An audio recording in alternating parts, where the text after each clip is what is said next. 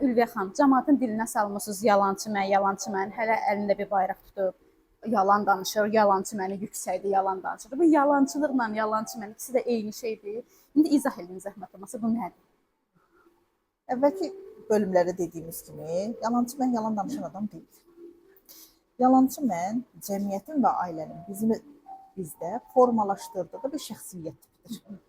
Gəlin baxaq görək bu nə deməkdir? Nə demək? Biz dünyaya gəldikdən sonra öz acizliyimizlə, zəifliyimizlə qarşılaşırıq. Beşikdəyik, anamızı ağlayaraq çağırırıq. Bəli, ağlayaraq cəlb eləməliyik. Bizim artıq o bətindəki cənnətimiz başa çatıb. Bizim oradakı gözəllik başa çatıb. Biz artıq nələrisə əldə eləməkdən ötürü artıq əziyyət çəkməliyik. Yəni ananı ağlayaraq cəlb eləməliyik, üzünə gülümsəməliyik, ananın üzünün ifadəsini davamlı izləməliyik. Həyatda təhlükələri və problemləri ananın üzündəki və simasındakı baxışlarla tutub müəyyənləşdirməliyik. Bu olar, bu olmaz. Bu olar və olmazlar isə bizim əsas ana instinktimizə qayıdır, sağ qalmaq instinktimizə. Yəni biz nə dərəcədə hansı işləri görə bilərik, hansı addımları ata bilərik ki, biz sağ qalmağımız təmin olunsun. Bu zaman biz yalnız və yalnız ehtiyaclarımıza köklənirik. Orada başlanğıçda bizim hansı ehtiyaclarımız var? İlkin olaraq fizioloji ehtiyaclarımız var. Yemək, istilik, təhlükəsizlik və bunlar bizim üçün tam təmin olunmalıdır ki, biz o rahatlıqla o bələyin içərisində özümüzə dalıb o şirin yuxumuza dala bilək. Məsələn, gecənin bir yarısı evdə qopan hay-küy, işığın qəfil yanması, sönməsi, temperaturun enməsi, qalxması və bir çox hadisələr bizim, yəni körpənin rahatlığını pozur və bundan sonra körpə özü üçün qənaətlər yaratmağa başlayır. Məsələn, hazırda bizim cəmiyyətdə travma bir çox məsələlərdə yanlış anlaşılır. Biz elə başa düşürük ki, valideyn bizə travma yaşadıb. Valideyn bizə qarşı hansısa bir davranış edib və biz o davranışın nəticəsi olaraq biz travma almışıq.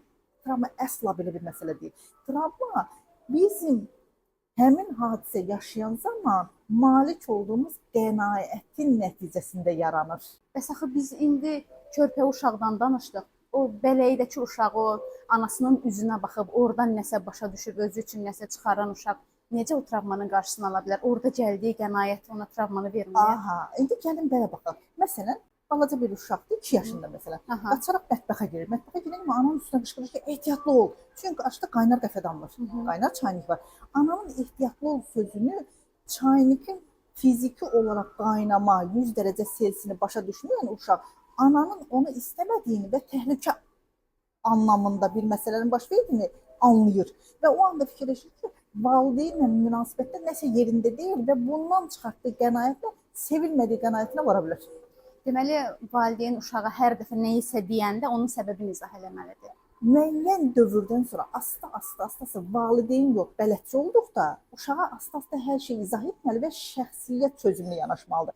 Gəlin bunu sonra danışaq, bunu necə biz yalancı mənin, uşağın yalancı mənin formalaşmasının qabağını necə ala bilərik, onu daha sonra mən sizə bəhs edeyim. Əvvəl bu yalancı məndən danışaq. Görün ümumiyyətlə bu necə yaranır, necə formalaşır.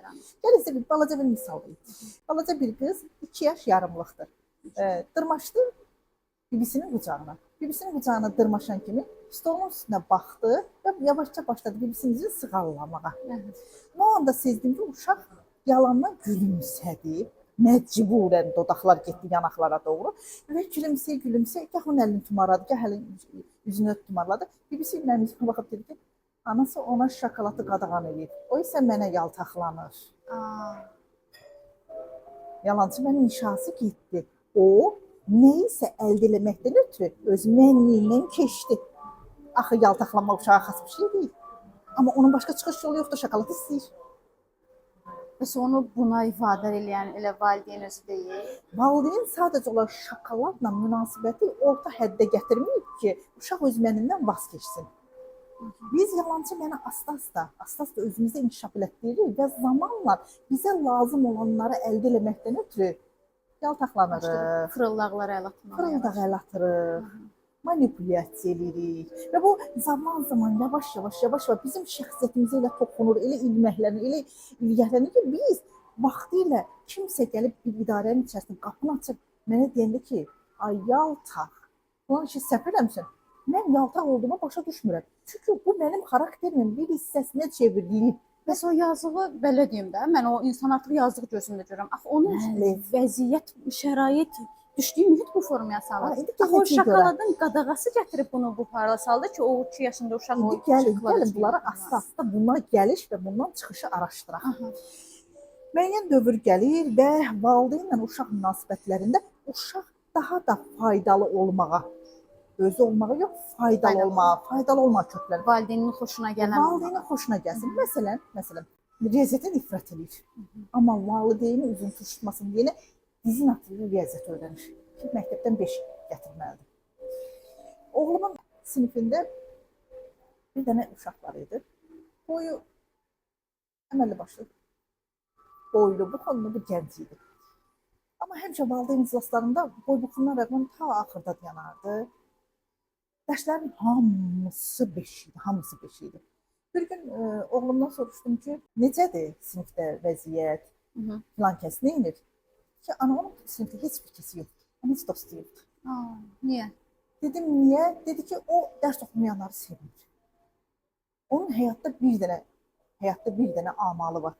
Əgər sən dərs oxuyansansa, səndən dostluq eləməyə dəyər. Bircə kəsindir, ən yaxın dostundur, 4-ü çıxanda ondan üz döndərdi. Hətta üz döndərdi.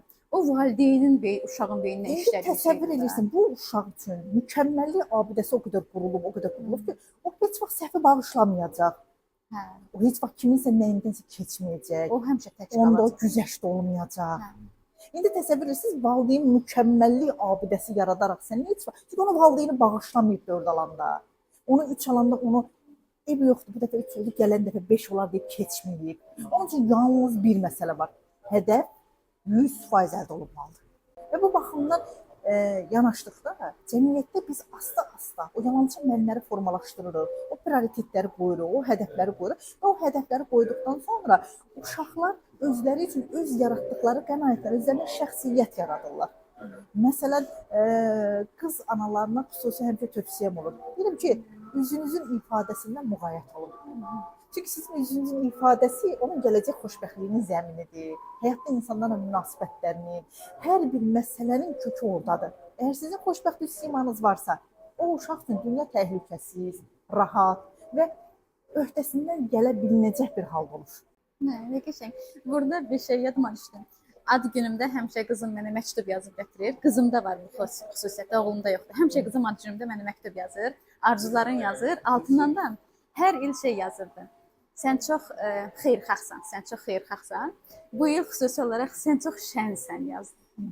Deməli baxdım ki, o qədər xoşbəxt oldum ki, deməli uşağa bu il mən uşağa xoşbəxtlik ötürə bilmişəm də. Hər il yazdığı şeyin arasında bu dəfə təzə xüsusiyyət əlavə edib ki, anamda bu il xoşbəxtlik var da. İndi onun dediniz yadıma düşdü ki, ananın üzünün siması uşağa Bəli, ananın üzü uşağın gələcək dünya haqqında bələdçisidir. Məsələn, tez-tez mənə müraciət edirlər ki, allergiyadan əziyyət çəkirik, yoxsa dərimizdə filan problemlər var. Necə ki, dəri bizimlə dünya arasında ilk sərhəddir. Bizim dərimiz dünyaya münasibətimizin bizə xəritəsidir. Mənim dünyaya necə münasibətim varsa, dərim elə olur. Çünki bu sərhəd, ilkin sərhəddir. Və dünya ilə ilkin münasibətlər dərimiz olduğu kimi, dünya ilə ilkin münasibətlər zəmini qaydırıb aldıydı. Deməli, bəs yaxşı, mövzudan biraz uzaqlaşsam, insanın fiziki olan şeylərinin bədəndəki göstəricəsində daxilində yatan hissləridir, dünya ilə münasibətidir ki, fiziki vurur. Və onda deyirlər, ürəyinin gözəlliyi üzünə vurub, o real söhbətdir demək. Bəli, real söhbətdir. Həqiqətən insanın ürəyinin gözəlliyi doğrudan da üzünə vurur. Və o ürəyin gözəlliyi isə gəlir cəmiyyətdə, ailədə formalaşdırılır. Məsələn, uşaq yalana görə danlanırsa və uşaq müəyyən müddətdən sonra valideynin yalan danışdığını görürsə, onda uşağın çıxartdığı qənaət belə bir məsələ olur. O demir ki, yalan pisdir. O deyir ki, yalanı ustalıqla idarə eləyə bilməmək, bacarmamaq pisdir. Elə danışıq tutmasınlar. Bəli. Burada artıq o özündə bir bacarıq inkişaf etdirir, bir qənaət inkişaf etdirir. Və bu qənaətlər bizdə asta-asta cəmiyyətdə bir yalançı mən olaraq formalaşdırır. Elə ki, bu formalaşdı, meydana çıxdı. Bizim artıq o bir toxundu bütün sistemə və bütün sümüyümüzə, iliyimizə işlədi və bizim üçün artıq müəyyən bir prinsiplər meydana çıxmağa başladı. Bu prinsiplər inanıram sizə, yalançı məndən hamısı da eynidir. Məsələn, mətbəxə heç kəsi buraxmayan adamlar görmüsünüz? Hə. Hər şeyi öz eləyir. Hə. Deyəsən arzusu tanış gəlir. Hər şeyi öz eləyir. Aha. Bu adamların mətbəxə buraxmadığı adamlarla problemi yoxdur. Onun problemi özü iləndir. O özündən başqa heç kəsə inanmır. Yox, o deyir ki, qoyacam, yarıtmayacaqlar. Qoyub gedəcəm, yandıracaq. Mən nə dedim? Özündən başqa heç kəsə inanmır. Əgər sizə inansaydı, deyər ki, yandıra bilər. Yandırmaz. Yandırar. O baxın, heç yandırar. Hə, yandırar. Çünki özündən başqa heç kəsə inanmır. O elə başa düşür ki, heç kəs onu yarıtmayacaq. Heç kəs o işi görə bilməyəcək. Çünki o işi tapşırır. Deyir ki, bunu bura qoy. Gəlir gör ki, bu belə deyil, belədir. Yenə bunu bura qoy, yenə buna. Üçüncü dəfə demir. Gəlir bunu özü bura qoy, deyir sən olsa yarıtmayasın. Ayso, belə anaların qızları mətbəxdən uzaq olurlar. Mətbəx işlərini bilmirlər. Çünki o ana imkan vermir ki, həmin mükəmməllik abidəsinə qayıtdı. O səhv edə də öyrənsin. Ona səhv eləmək imkanını əlindən alır. Bu əslində tək valideyn insan uşaq münasibətində deyil də. Bəli. Bu ümumiyyətlə həmin adamın bütün ailəsi ilə, ətrafı ilə olan münasibətindədir ki, bütün şeyi mən özüm görürüm. Çünki onsuz da bacarmayacaq. Ayso, onsuz da bacarmayacaq. Bax, özündən başqa heç kəsə inanmaz. Deyəcək ki, hamı. Sonra belə bir fikir olur həmişə. Əgər mən bunu bilmirəmsə, heç kəs bilmir. Hə.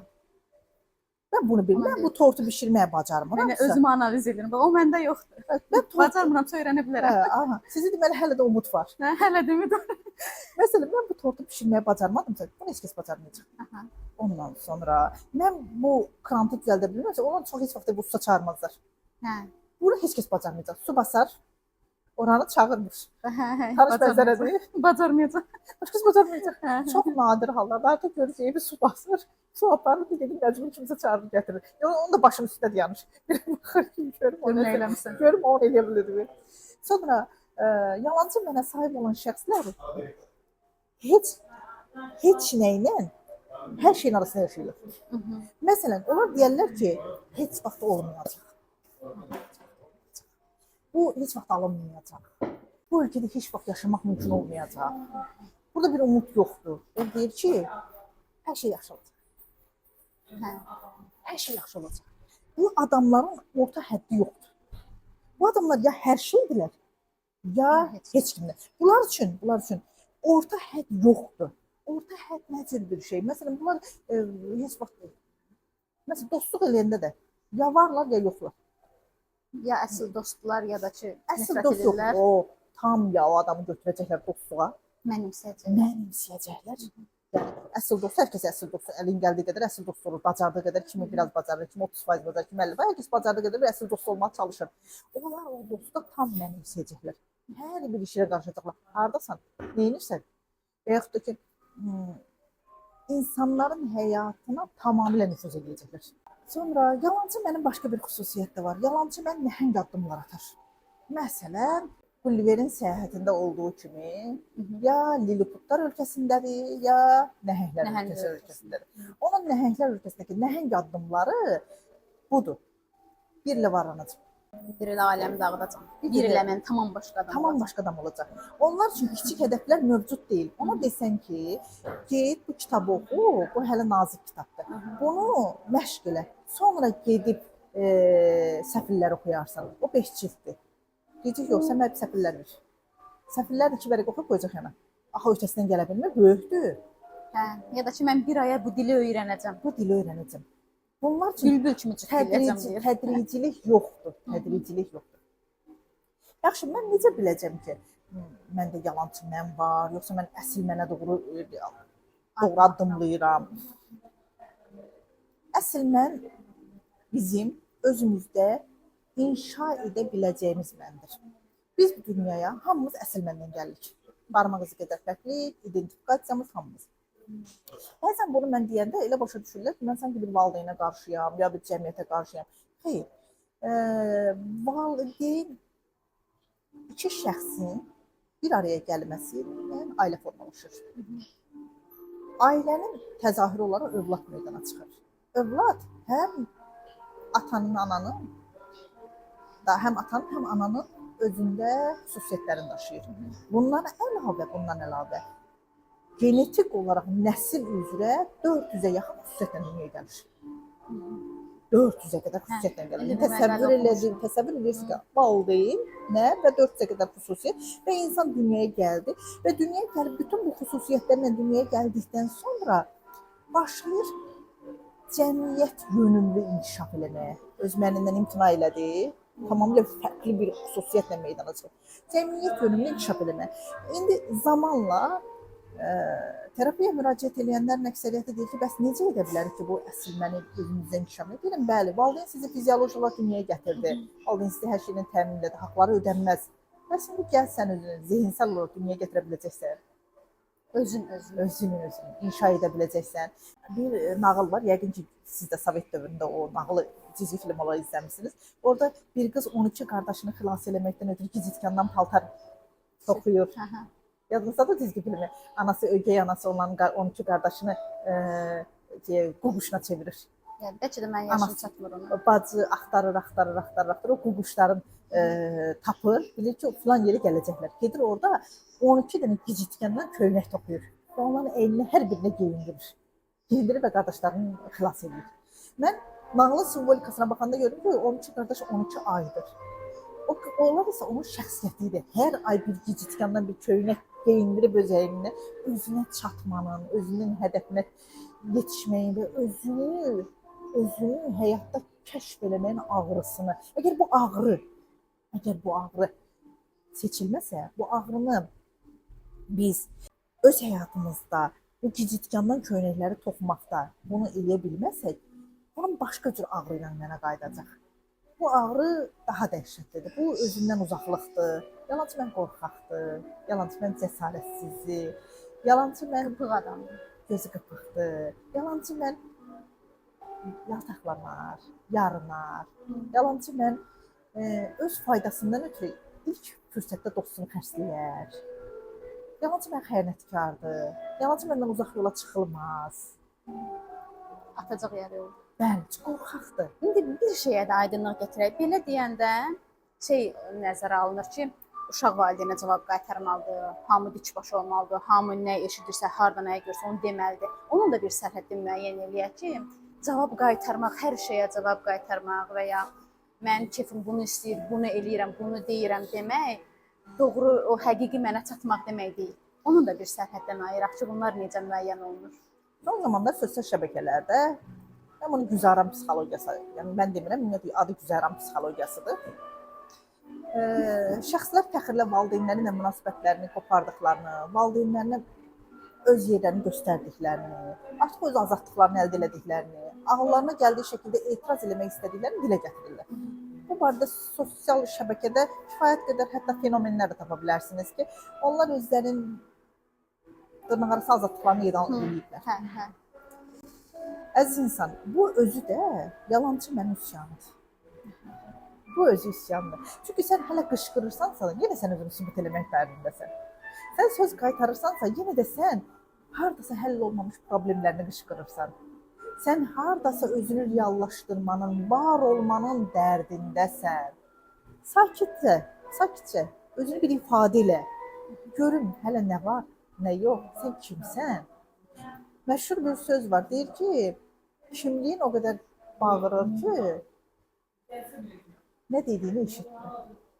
Normal ailələrdə, normal şəxsi sərhədlər daxilində böyüyən uşaqlar sərhədləri bilirlər. Onlar bilirlər ki, kimin harda, biz növbə mədəniyyətdə bundan geniş danışmışıq. Onlar bilirlər ki, kimin hüquqları harda bitir, kimin hüquqları harda başlayır. Valideynlərə övladları ilə dost olmamağı tövsiyə edirəm həmişə. Dost olmamağı tövsiyə edirəm. Çünki valideyn münasibəti iyerarxiya əsaslanır, idarə etməyə əsaslanır. Valideyn idarə edəndə dostluqda iyerarxiya olmur, idarə etmə olmur. Dostluq bərabər münasibətlərdir. Valideynlə uşağın bərabər münasibəti olmur.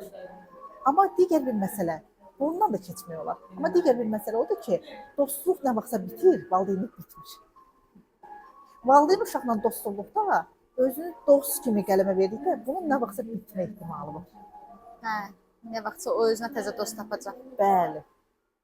Ona görə valideyn olmaq daha əbədi, daha möhkəmdir. Valideyn, məsələn, mən əgər gecənin bir aləmi 25 yaşlı oğluma zəng edib soruşuram ki, hardasan? Bu valideyn övlad münasibətidir. Amma dostlar da dost olanda deyirəm ki, dur gəl saat 3-də falan yerə orada görüşəcəyik. Bu artıq dost münasibətidir. Və Sabrina o məndən yaxşısını tapdıqda və ya məndən daha möhtəşəmini tapdıqda Fikrinə uyğununu tapdıqda onda özü valideynə zəhd eləməyəcək. Çünki valideyn onun üçün dost idi və bitdi, qurtardı. Və bu baxımdan o ki, mən sözlərimi azad şəkildə deyirəm, yəni nələrsə deyirəm, o da yenə də hardasa yalançı mənim özünü təsdiq eləmə illüziyasıdır. O yenə illüziyadadır. Yenə orada o əsl mən yoxdur. Əsl məndə isə tamam başqa bir vəziyyət var. Burada mən iki dənə bir şey müəyyənləşdirirəm. Bəzən insanlar qarışdırır. Deyirlər ki, əsl mənə çatdıqdan sonra mənim heç bir psixoloji problemim qalmayacaq. Deyirəm, yox, məsələ o deyil. Məsələ odur ki, əsl məndə mən, adi bir misal deyil. Gəl bir misala baxaq. Məsələn, natamamlığı götürək. Yalancı mən natamamlıqla üzləşdikdə utancından, məsələn, sosial şəbəkədə yazı yayımlısını siləcək. Görmüsünüz, dəfələrlə post yazıb silən, profili dondurup gedən, qayıdır, gəlir, o qədər. Bunlar öz natamamlıqlarıyla, onu kimsə tənqid edib orada. Və bu tənqidə dözmür. Tənqidin dözülməzliyi ilə üzləşmək istəməyən insanlar, bu yalancı mənim natamamlığıdır. Və yaxud da yalancı mən ayırt edə bilmir ki, qərənfil məni tənqid edir, yoxsa fikrimi.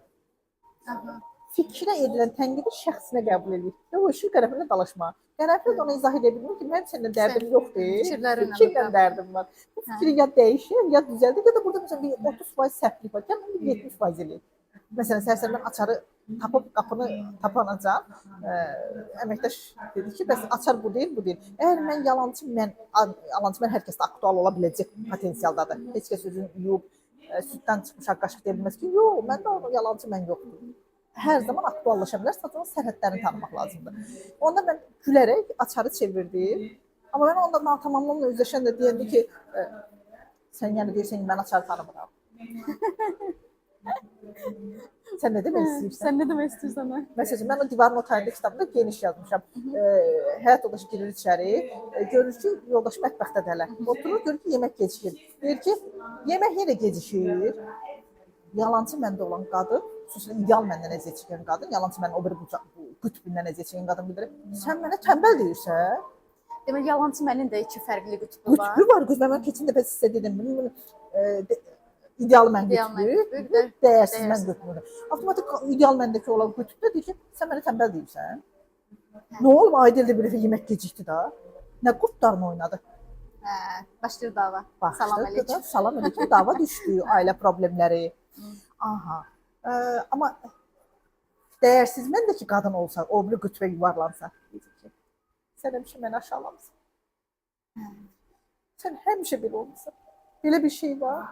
İnsan insanı bu qədər dəyərsizləşdirər. Ben bir Aydil'de bir dəfə yemək gecikib nə olur? Niyə o dəqiqə məni aşağıladın? O dəqiqə məni dəyərsizləşdirdi. Başlayır romantikaya bağladı. Oradan o tərəfə keçdi, onun axırda bir hədiyyə almamağına. Oradan o daha da dərinləşdirdi ailə məsələni və söhbət getdi, çıxdı artıq o məhkəmədədirlər. Yemək məsələsi daha. Və qadın bu polemikadan sonra rəfiqəsini yığıb deyir ki, mən o qədər bədbəxtəm, o qədər bədbəxtəm. Yazıq mən.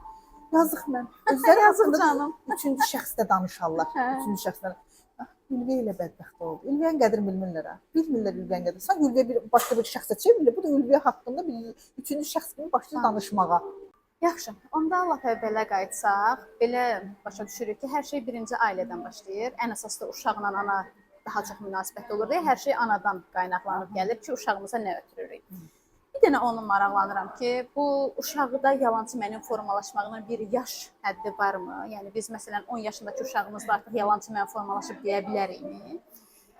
Bir də ki, yaxşı, bəs o yalancı mən onda formalaşıbsa hansı addımı ataq ki, uşağımıza kömək eləyək ki, özünü o yalancı məndən çıxartsın? Uşaq kəşf eləyəndə ki, həyat yaşamaq üçün üsulunu tapıla bilən bir prosesdir. Üsulunu tapıla bilən bu uşaqlar asta-asta özlərində bu məni inkişaf elətdirirlər. İnkişaf elətdirirlər. Bunun inkişafının qabağını almaqdan ötürü evdə kifayət qədər azad və demokratik bir mühit yaranmalıdır. Demokratik bir mühit. Biz uşaq yox, şəxsiyyət yetişdirdiyimizin fərqinə varmalıyıq. Məsələn, bir dəfə valideynlərdən biri mənə dedi ki, mən necə edim ki, övladım bu kimi işlərlə məşğul olmasın. Məsələn, dərslərinə daha diqqətli yanaşsın, filan məsələlərə daha diqqətli olsun, evdə özünü belə aparsın. Onda mən ona sual verdim ki, siz onunla şəxsiyyət kimi davransaydınız, nə baş verərdi? Məsələn, uşağınız deyil. Gücün çatmır ona. Uşağınız deyil. Gücü çatmır, onsuz yeni yetmədi artıq gücü çatmır. Sən onunla şəxsiyyət olarınca davranardın. Sən ona səhvi elədiyin anda, o anda onu mühakimə edirsənsə, ona qarşı həddindən artıq mərhəmətsizsənsə, onun səhv eləmə imkanını əlindən alırsansa, onun üçün şokoladı mümkünsüz hala gətirirsənsə, onun üçün evdəki ab-havanı daha sərt və daha dominant hala gətirirsənsə, o uşaq orada sağ qalmağın üsulunu axtaracaq. Üsulunu axtaracaq. Onun üçün o üsulu axtarmamaq şəraiti qurulmalıdır. Bu axtarmamaq şəraiti necədir? Məsələn, art terapiya var psixologiyada. Bu art terapiya da bəzən azyaşlı uşaqlara valideynlərinin rəsmlərini çizməyi tapşırırlar psixoloqlar.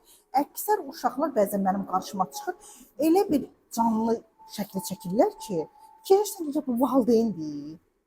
Bu canlının şəkli ya başı yekədir, ya əlləri yekədir, ya bədən quruluşu fərqlidir. Bunda fikirləşdim ki, uşaq o valideynlə yox, şuuraltısındakı, öz şuurunda inşa etdiyi valideyn prototipi ilə yaşayır. O prototiplə yaşayır. O prototipə görə, məsələn, ana axşam gec gəlmiş ata ilə evdə uşaqların gözü önündə dəhşətli bir mübahisə edirsə, o mübahisə zamanı uşağın gəldiyi qənaət yalnız bu olacaq. Nə etmək ki, ananın bu boyda davasına səbəb olmuyor. Yəni, söhbət yenə anadan getir və yaxud da atanın bu boyda mübahisəsinə və yaxud da topu vurub pəncərə sınıb. Uşaq da futbol oynayır. Bu şəkildə mən uşağımı möhkəm döyürəm, aparıb onu topu sındırdığı o pəncərədən, oradan üzr istədirəm və elə bir şərait yaradır ki, o uşaq bir dəhşətə çevrilir. Halbuki burada pəncərə sınıb. Futboldur. Əgər futbol oynaya pəncərə sınmayacaqsa, burada bu uşaq futbol niyə oynayır? Ya onda yenə də günah böyüklərdir ki, uşaqlar üçün bir futbol arayınası ayırmayıblar pəncərələrdən uzaq. Bu dəqiqə Bakıda vəziyyət bilirsiniz də, necə tikiblər yeni binaları. Artıq uşaqlara günü-gündən məsafələr, yerlər daralmağa başlayıb. Onda o pəncərə sınmalıdır. Əgər valideyn bunun bilincinə gəlib çatırsa ki, mənim uşağımın oynamağa yeri yoxdur, o da uşaqdan yapışmır. Başqa şeylərdən yapışacaq. Onda belə bir məsələ də var. İndi gəlin bilməliyim, uşaq 10 yaşacadır. İndiki halda uşaqların tərbiyəsi 7-8 yaşa yekunlaşır. Çünki uşaq artıq sosial şəbəkə ilə tanışdı. 7-8 yaşından sonra artıq uşaqlarda indiki 7-8 yaşındakı uşaqlar keçmişin 16-17 yaşındakı uşaqlar qədər bilirlər. Deməli, burada artıq tərbiyənin müddəti bitdi. Valideynin artıq günü-gündən oradan tikanlı məhdəllər hörülür. Valideynin o tərəfə keçdi, azalmağa başladı. Yenə də burada valideyn artıq demokratik mühiti evdə qurmalıdır. Evdə bir şəxsiyyətin olmasına nəzər almalıdır. İstər öz şəxsi həyatında, istər davranışlarında. Uşaqlar bizim sözlərimizlə yox, davranışlarımızla böyüyür. Çünki sözü başa düşməyə hələ də o qədər ağıl sahibi deyil. 2 yaşı var, 3 yaşı var. O olmaz deyiləni təhlükə kimi anlayır. Amma ona olmaz izah elədikdə və yaxud da ki, onu orada şəfqətlə qucağıma alıb da artıq o başqa bir şəxsiyyət sahibinə çevrilir. Onda cəmiyyətimizdə həqiqi mənlərə çatmaq diləyi ilə deyək. Çox sağ olun. Buyurun.